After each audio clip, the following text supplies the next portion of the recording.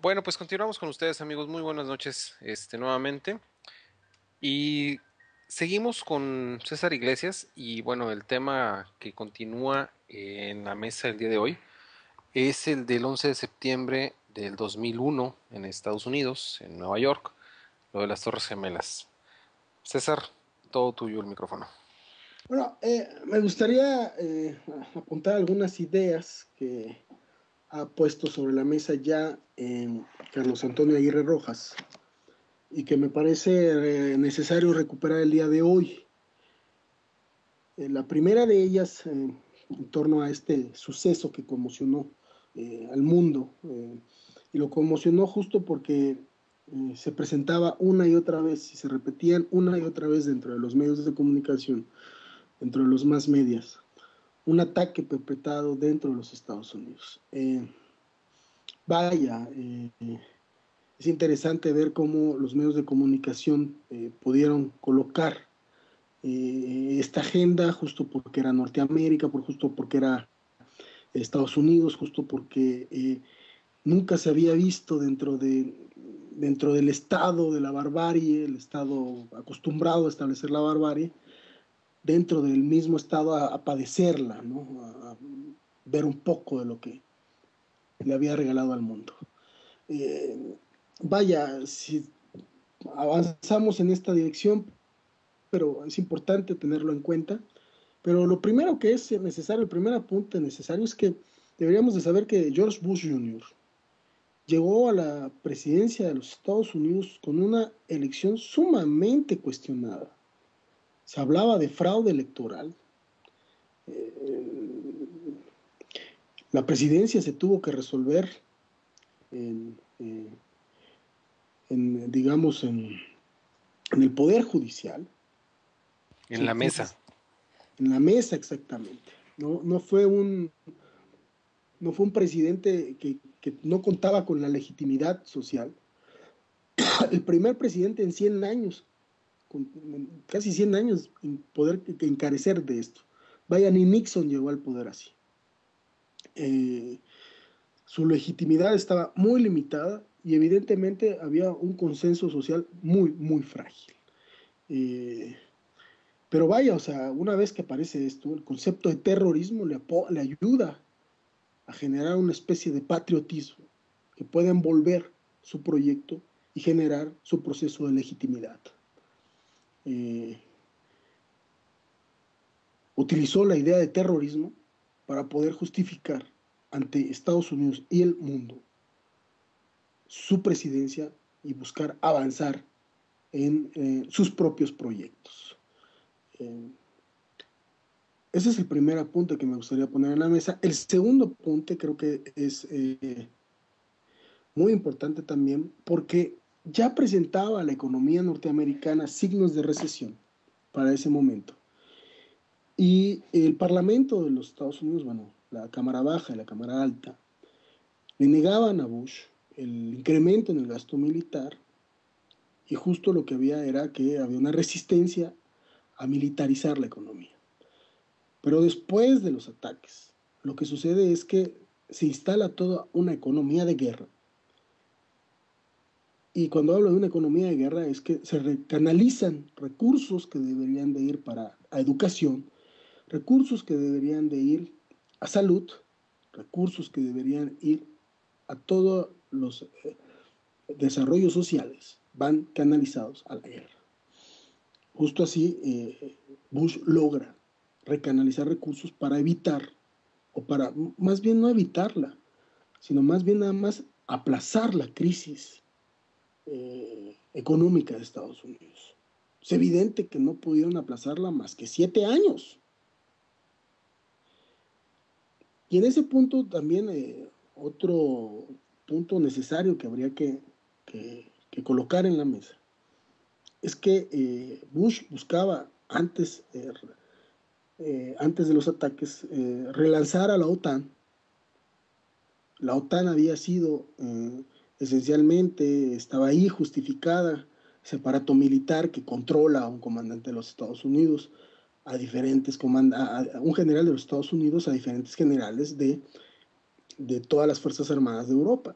Estaban ahí justo por la Guerra Fría, pero la OTAN ahora necesitaba ser relanzada para, digamos, quitarle fuerza a todo el grupo de los 8 que se estaba conformando para buscar que el mundo fuera de manera multipolar. Pero Bush puede lograr el apoyo de sus pares europeos cuando no se lo querían dar, justo después de este ataque, de esta cruzada contra el terrorismo, para poder invadir Afganistán. Hay una promesa que Bush hace a los países europeos para buscar generar una especie de neocolonialismo hacia Medio Oriente, para refuncionalizar las ganancias en Europa, que también, evidentemente, avanzaban ya en un proceso de descomposición económica. Y bueno, otro de los puntos que va muy pegado a esto es aquello que tiene que ver con la influencia de Estados Unidos en Medio Oriente. Después de esto, después del 11 de septiembre, Estados Unidos deja de ser un espectador, alguien que puede intervenir de manera indirecta, financiando grupos contrarios, como en el caso, por ejemplo, del financiamiento que hubo por parte primero hacia Saddam Hussein, después el financiamiento que hubo por parte de Bin Laden, el financiamiento que tuvo por grupos militares contrarios a los intereses de los que ellos estaban manejando.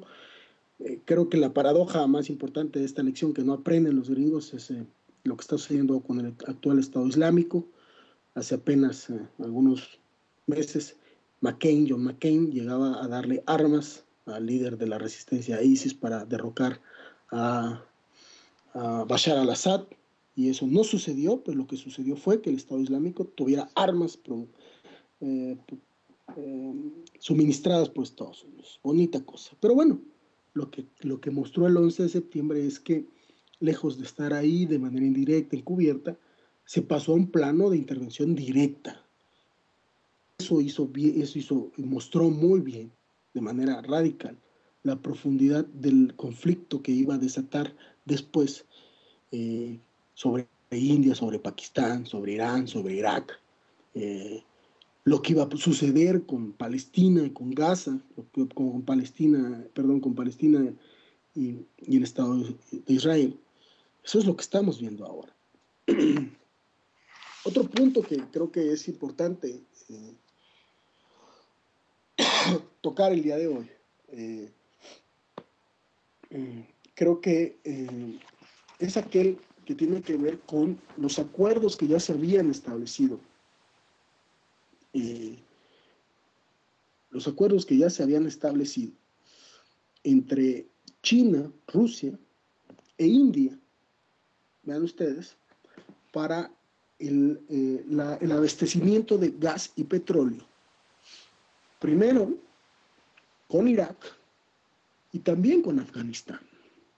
O sea, que Estados Unidos con este ataque logró romper el acuerdo que podía conectar a Asia-Pacífico con Asia Meridional y buscar llevar recursos energéticos a China, que las necesita justo ahora, pero no solo a China, sino también a India, y con ello un intercambio cada vez mayor productivo con Rusia. Avanzó en el terreno de desestabilizar al mundo de manera económica, justo en el momento en que entraban a su mayor crisis económica.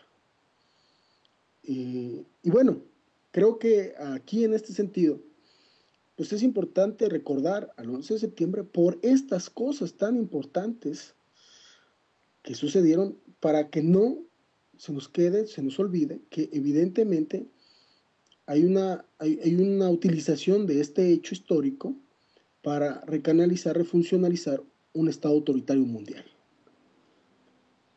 Esto es lo que está generándose y lo que estamos padeciendo el día de hoy. Me parece lamentable que se haya matado a tantos seres humanos sobre la justificación de avanzar hacia un estado totalitario cada vez peor. La barbarie se hizo presente en América, eso es inaceptable, pero también es inaceptable las consecuencias que se buscaron ejercer a partir de este hecho. No sé cómo ves, Carlos. Bueno, pues mira, el primer punto que tocas de lo de la resolución o ¿cómo decirle? La acreditación o de la elección de Bush, de que fue en la mesa, de que ganó en la mesa, pues sí. O sea, fue una forma de acreditarse y fue una jugada maestra, porque hicieron muchas cosas, como lo estás comentando, ¿no? Con eso ganaron tiempo, rompieron alianzas, tuvieron un pretexto perfecto para poder invadir territorios, para poder hacerse de recursos naturales, para poder pelear en otros lugares en nombre de la paz y en contra del terrorismo. O sea, muchísimas cosas se hicieron. Ahorita que estabas comentando lo de que rompieron el acuerdo que estaba ya estableciendo Rusia y China con Afganistán. Bueno, ya no lo lograron con Afganistán y hasta ahorita no se ha hecho con la India, pero bueno, ya también no le salió del todo porque bueno, simplemente lo retrasaron un poco porque ya ves, ahorita ya está el acuerdo China-Rusia para el desabastecimiento de gas natural y de petróleo. Entonces, pues eso también no les ha de gustar mucho a los gringos, ¿no? Ha de ser un problema fuerte para ellos. Incluso ya también China y Estados Unidos, perdón, China y Rusia ya también están poniéndose de acuerdo para cuestiones militares y cosas por el estilo. Entonces, todo ese tipo de cosas, pues no lo deben de estar viendo nada bien. Sí, sí, claro, nada más que evidentemente lo que sucedió ahí es que se retrasó ese proceso, pero no solo se retrasó, sino que debilitó a las otras potencias. Claro, sí, Es que esto fue una paradoja, Carlos. O sea, un Estado que se estaba debilitando buscó de una u otra manera utilizar este fenómeno para debilitar a los otros estados. Y esto no generó fortalezas en ninguno, sino lo que generó fue mayores disyuntivas y una brecha cada vez mayor. Estamos yendo a un escenario de barbarie cada vez mayor. Y ese es el problema, que pareciera que hay alguien que está saliendo, o que hay alguien que está ganando en esta disyuntiva. No sucede de esa manera. La última vez que dos potencias hegemónicas se enfrentaron por la hegemonía mundial sucedió en la Segunda Guerra Mundial entre Alemania y Estados Unidos, justo cuando Inglaterra cedía el puesto.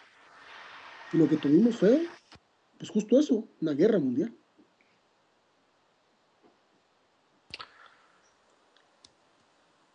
bueno, y retomando un poquito lo del origen del 11 de septiembre, bueno, no el origen, sino todo lo que se ha hablado al respecto del 11 de septiembre.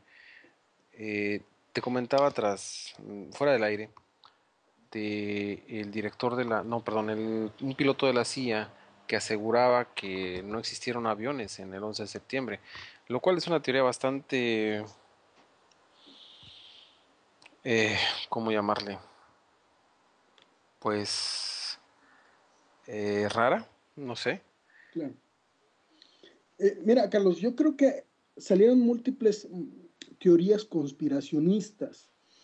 Cuando yo no coincido con las teorías conspiracionistas porque creo realmente que no es que exista alguien que se pueda poner de acuerdo, o sea, como si existiera alguien que pudiera jalar los hilos, como si el mercado mundial se pudiera controlar. No, no sucede eso. Eh, Como que si existiera un grupo de personajes secretos que van a engañar al mundo y van a poderlo controlar. No, me parece que no sucede eso.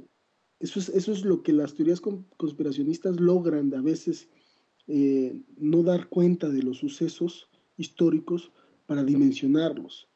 Yo creo que en verdad, lejos de las teorías conspiracionistas, creo que sí hay un problema grave que está sucediendo, pero en medio de una crisis que necesita de una u otra forma salir de América. Eh, el 11 de septiembre va a estar ahí marcado como la posibilidad que tiene Estados Unidos de darle la vuelta a su crisis económica llevarla al mundo y hacer que el mundo padezca de entrada la crisis también de manera global. O sea, la crisis del 2008 es producto, es escenario de las recesiones económicas que van produciéndose desde 2001. O sea, que el capitalismo cada vez tiene periodos más cortos de crecimiento, pero periodos más largos de crisis. Y esta crisis está llevando a un periodo cada vez más largo. Esto lo puede controlar algún capitalista, algún sujeto político norteamericano. Yo creo que no. Lo que hacen más bien es, dentro de esta coyuntura, establecer estrategias para Aprovechar buscar. el momento. Exacto. Creo que ese es el punto clave de esta discusión. Y desde ahí, pues, evidentemente, pues sí tienes a lo que podríamos denominar, aunque no me gustan todos los conceptos, a los lobbies norteamericanos, pues generando relaciones de poder en medio de las contradicciones económicas que se están viviendo, ¿no? Los lobbies sí existen, pero los lobbies no controlan el proceso de acumulación. Eso sería, los lobbies no controlan el proceso total de la historia. Como que si nada más estuviéramos aquí al margen de lo que alguien como un director o como alguien, como un teatro guiñol que nada más estuviéramos todos reproduciendo un papel. Creo que eso no sucede. Bueno, ¿y qué opinas de todas las situaciones? Digo, comentas que no crees mucho en las teorías conspiratorias, pero es que sí hay muchas cosas ahí medias raras, ¿no? En todo esto. Pero que pudiera haber sido un autogolpe, hay una probabilidad muy alta, pero no es esencialmente, eh, pues no ha quedado del todo claro.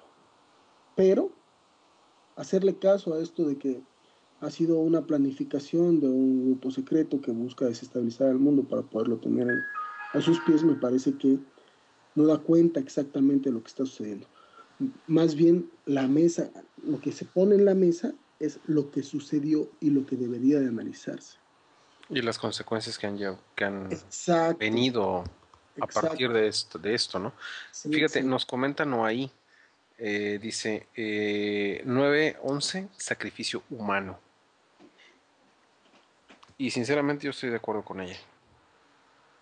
Sí, evidentemente sí hay algo, o sea, sí hay un choque. Yo no creo, como dice Huntington, en su choque de civilizaciones, que estemos enfrentándonos entre los bárbaros de Oriente y la civilización occidental.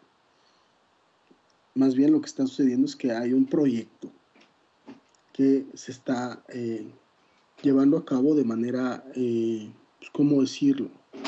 Decadente, ¿no? Hay una lucha decadente cada vez mayor entre los pueblos. No hay, evidentemente esto de ISIS, del Estado Islámico, es una cosa decadente ante otra decadencia, la barbarie occidental provocada por Estados Unidos.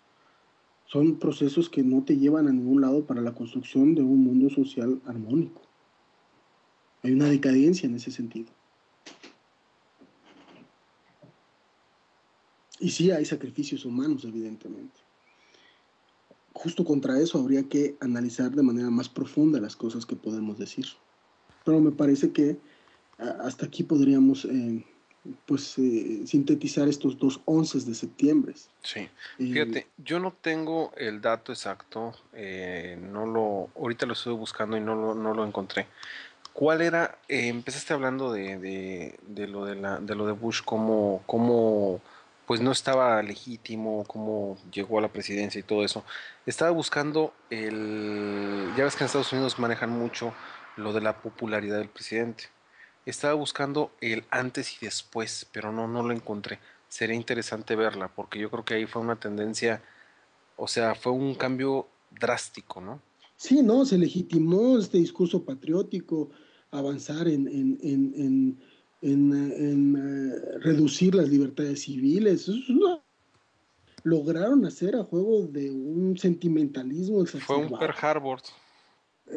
Peor aún, o sea, bueno, Pearl Harbor fue un pretexto podrido para entrar en la guerra, pero esto evidentemente sí le dolió a una población norteamericana. Pearl Harbor estuvo también ahí, bueno, era una situación de origen, de orden militar.